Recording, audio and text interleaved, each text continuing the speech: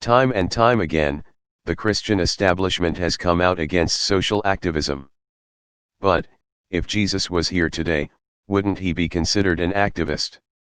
Shouldn't we stand for the principles we say we believe in? Watch the following video for context. Today, I feel like quitting. I am heartbroken that I even have to share this with you. In 2016, I was blessed to win an award for Best Gospel Artist at the Dove Awards. Many of you may not know the Dove Awards in comparison are the Christian Grammys, like the Stellar Awards or the Gospel Grammys.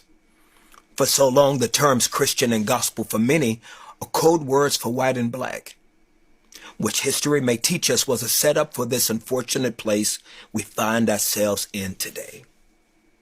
During that award speech, I felt the responsibility as a Christian and a man of color to address the civil unrest at that time that was plaguing our country, with the killings of Philando Castile and Walter Scott, just to name a few, by white police officers. And at the same time, the horrific killings of 5 Dallas police officers by an African American. I called upon the audience to join me in remembering that as Christians, when we say nothing, we're saying something. After a standing ovation, we prayed and stood in unity for all the families affected by those tragedies. We all felt that moment that there was a shift in the climate of our separate worlds. Unfortunately, when that speech aired on the Christian network TBN, that part of my speech was edited out. I made my disappointment and frustration known to the Dove Awards Committee and to the Trinity Broadcasting Network. I never heard from TBN, and the Dove Award Committee promised to rectify the mistake so that it wouldn't happen again. In 2019, history repeated itself. I was humbled to win the same award, and during my speech, I brought attention to the murder of a Tatiana Jefferson in her home by a white police officer.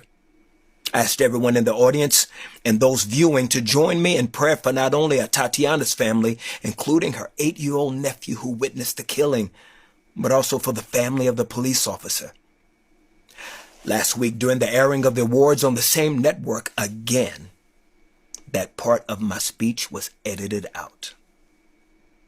So now, after a meeting with the Dove Awards Committee and representatives of TBN, I've made the decision after prayer, consultation with my team, and my pastor, Dr. Tony Evans, to not attend any events affiliated with or for the Dove Awards, Gospel Music Association, or TBN until tangible plans are put in place to protect and champion diversity, especially where people of color have contributed their gifts, talents, and finances to help build the viability of these institutions. I am aware that the word boycott often has a negative connotation and finality to it, but my goal will forever be reconciliation as well as accountability. It is important for those in charge to be informed. Not only did they edit my speech, they edited the African American experience.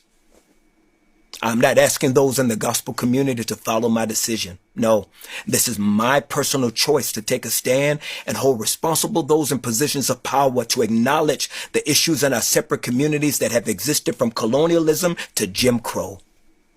To many of the issues facing us today, I pray there will be a significant change from this hurtful experience. I look with anticipation for that day of healing, and I'm committed to contributing to that process. In the end, we will not remember the words of our enemies, but the silence of our friends.